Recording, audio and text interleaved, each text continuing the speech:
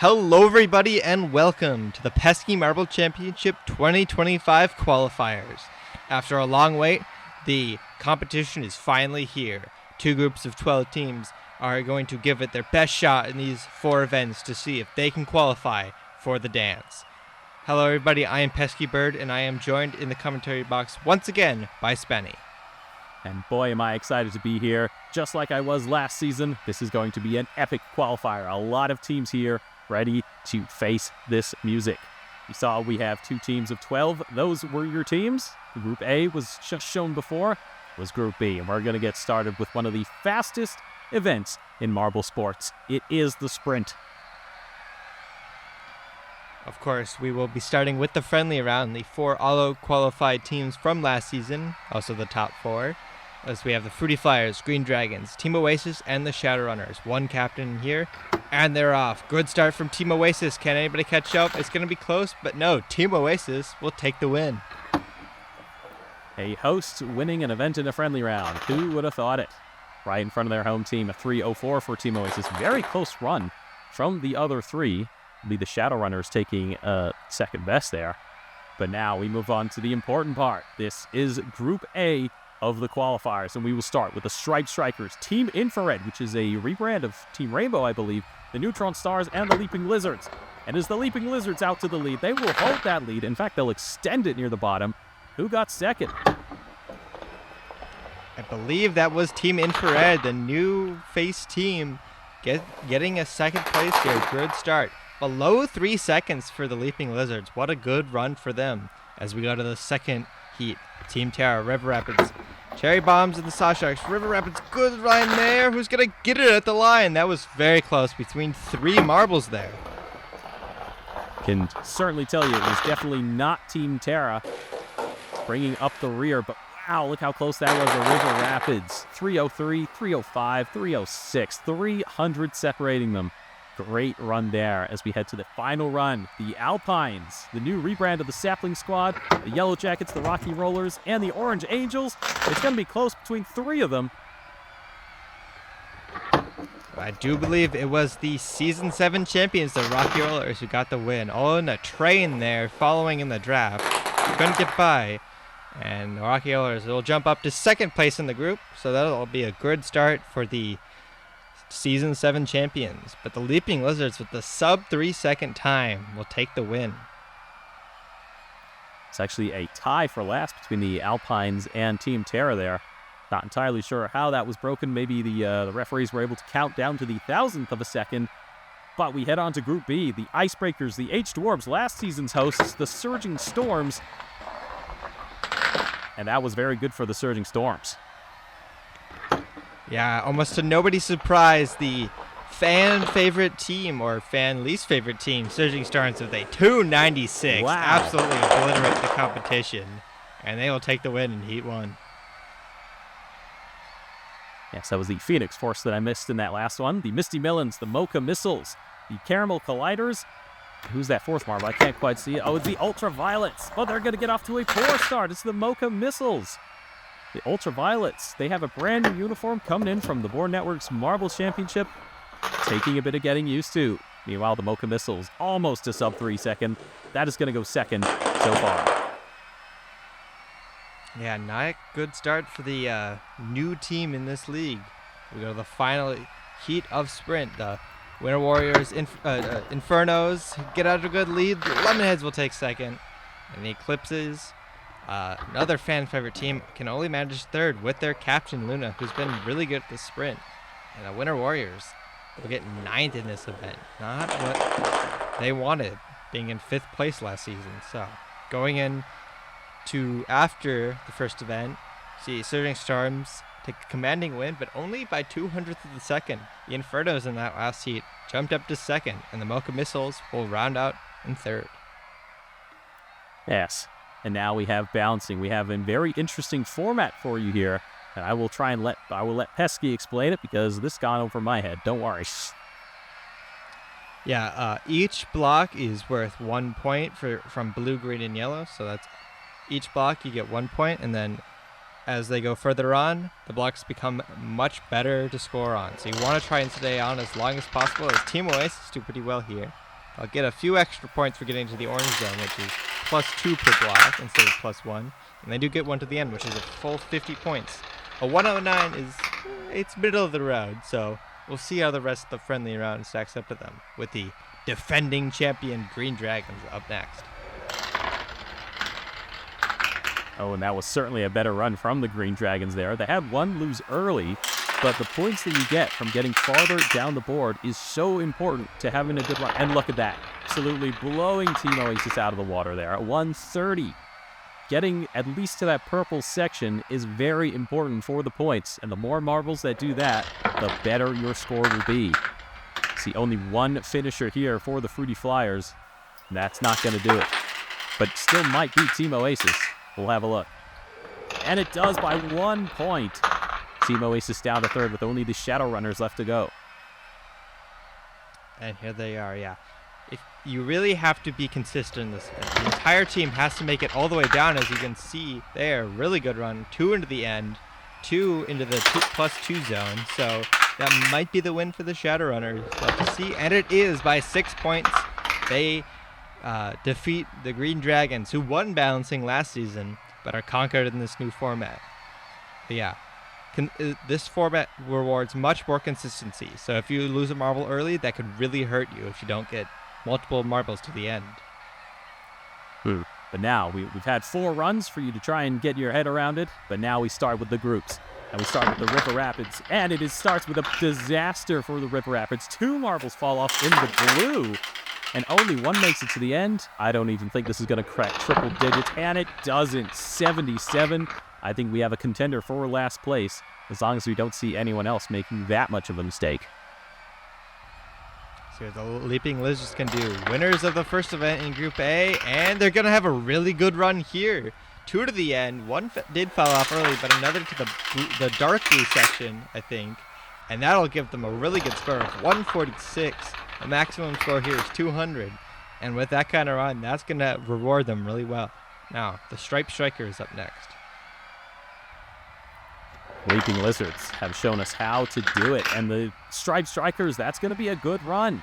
I'm not quite sure if it'll match the 146, but 2 marbles to the end is important. It doesn't. That's only, 8 points behind, so it is close. Striped Strikers fans probably pretty happy with that as we move on to the Cherry Bombs, a similar looking team to the Striped Strikers, maybe a bit darker to the eye. One of them starts a bit earlier, and they fall off instantly. I wonder if that was maybe a false start or the other rest of the team forgot to go, but it's not going to go too well for them. 120 is going to be 3rd out of 4. Yeah, the first one kind of got the rest of the team by surprise, and it kind of messed their strategy up. The Orange Angels up now. They still have not qualified for a season, and that might change here with 3 marbles to the end. What an incredible run from the Orange Angels. Wow, 176. 3 finishers. That is 24 points away from a perfect score. And the Rocky Rollers have seen exactly how to do this. And you have to think, will we see a perfect run at some point in this qualifier? It's not going to be the Rocky Rollers, and they're certainly not going to fight for that, possibly that 2nd place spot either. One of them fell off super early. Wait, no! It is a tie for a second with that 146, even with that early fall offer. It's an exact tie as well, so it will get the exact same points as Leaping Lizards. The Alpines up now. They will get 1 to the end, but that won't be the greatest of runs. With 1 falling out, I believe it's 5. That'll really hurt their score with a 126. That puts them 5 out of 7 so far. So the Alpines having a rebrand, but it's not showing up so far. Neutron Stars now. They missed out last season because they were bottom 4 in the showdown 2 seasons ago, but they're trying to get back now with a really good run here. Not quite the same as the Orange Angels, but still really good. It's going to put them in 2nd place, 161. Yeah, and here I was thinking the 109 from Team Oasis was looking pretty good at the start. Boy, was I wrong as we move on to the Yellow Jackets. They do lose 1 early. They lose 2, and that is 2 finishers. That's going to be middle of the pack out of the runs I think we've had, because you really need a solid run to finish high, especially in this group. And that is going to be 6th out of 9. So I was right middle of the pack, in fact, slightly lower. As we move on to Team Terra, they need a good finish here. Last in the sprint. How are they going to do? They lose one early and almost 3 finishers. Those 3 finishers might claw them back, and they're also going to be tied third. A 3-way tie in the exact same score. That is almost unheard of in marble sports. Let's see what Sawsharks can do. They also get a kind of a false start, but they get 3 to the end as well. Sawsharks looking to qualify here. I don't actually think it's going to beat... No, it doesn't. It does not beat the Orange Angels because the Orange Angels had such a good run. But still, that is going to be a podium for the Sawsharks as we have Team Infrared. They also have a slight false start. It doesn't seem to be affecting these marbles. They almost had 3 finishers, but it ends up only being 1. And that's going to be 20 points off of their score had they gotten it. But it's still going to be 4th. A great run for Team Infrared. Yeah, just off the podium. But after a really good first event, they're going to be sitting pretty comfortable as the rebrand's looking to work so far. Yeah, 3-way tie for 5th place. They all tie. But the Orange Angels, with that really good run, will take the win in Event 2 in Group A. And they'll jump up to the top of the standings. The Leaping Lizards, who won the first event and got 2nd in the second event, just 1 point behind. Alpine's down at last. Will they be able to call it back? We head into Group B now. The Winter Warriors. How are they going to do to start off Group B? We saw some excellent runs in Group A, and the Winter Warriors are not quite going to match it. They lose 2 and get 2 finishers. That'll be around 128. Considering what we saw in the other group, that might not be top half even as we move on to the H2 Orbs. They didn't need to qualify last year, so they might be a bit rusty when it comes to this. Oh my goodness, and they are. Only 1 finisher, and they lost 2 extremely early. Disaster for the H2 Orbs here, and that is a contender for last place. It's still going to be a lot better than the River Rapids, though.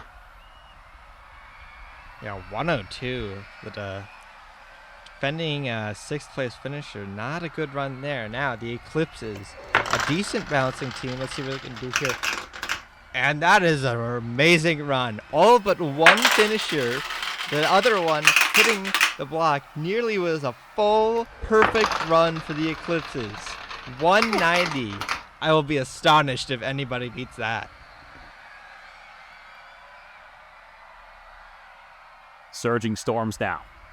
Surging Storms, always good in Pesky's Marble Championship, and this is going to be a good run as well. It's not going to be the amazing run we just saw, but that should still be maybe 2nd or 3rd. It is 2nd, a 161. And judging off the last group's results, that's looking like another top half for the Surging Storms as we move on to the Mocha Missiles. Mocha Missiles, last place in balancing last season. How can they do here? They're nearly going to get 3 finishers. So they will slot in the 2nd place because they did have more finishers than the Surging Storms. And I believe they had a little bit better. Yeah, 166 will just jump them into 2nd place. Amazing run so far here in Group B. What can the Infernos do? They were not great last season. And that fell apart there at the end. Yes, at this point in this group, having only 1 finisher is pretty much a doom for the team. Look, only at 112. That is going to be 5th out of 6. Not quite last, because the H2 Orbs had that pitiful run as we head on to the Caramel Colliders. How are they going to do? They've seen how it's done. They lose 1 early. That's a disaster. They lose 2 with 2 finishers. That's a middle-of-the-pack run. Maybe not even. Caramel Colliders still have not qualified through the qualifiers for Pesky's Marble Championship. And dare I say, it's not looking good so far. Lemonheads, the Season 3 champions who missed out last season, trying to qualify again. And they'll recover a bit with those 2 finishers, but one falling in the light blue is pretty much a death sentence in this event. 5th out of 8 for 127. It's going to be points at least, but not as many as they would have liked. Not even close. As we head to the Icebreakers, the 9th run of Group B. solid run. That was actually very solid, but then it suddenly became not very solid at all because of the lack of finishers there. Only a 113. Oh, if even one of those marbles had stayed on a bit longer, that was a fantastic score. Misty Melons now another team that did not qualify last season trying to get back, and Whoa. They will get a perfect score. The Misty Melons making me eat my words and get the best possible run of this event. A perfect 200, and they will automatically win this event. Just an amazing run by them. As we head to the Phoenix Forest, how are they going to follow that up is honestly shocking. They do pretty well as well. So everybody in this group really pumped up to try and show off after Group A. Look at that. A 166 is a tie for third. Another tie for third. We're having a few of those as we move on to the Ultraviolets, the final run. A disaster in that last event. They're going to need a good one here. They lose one early. They lose 2-3. It's not even two finishers. It's another bottom half for the Ultraviolets. They are not getting used to this uniform as quickly as they need to. Oh, 103. It only beats the H2 Orbs, and it is only 1 point in 2 events for the new team. Not great start for them. A perennial favorite in the Born Networks Marble Championship. Not good here. As Misty Melons who win the event. They move up to second place. Surging Storms still hold the lead in the standings. Yeah. But at the transfer spot, it's 1 point between the Lemonheads and Phoenix Force. As we head into part 2 coming out soon.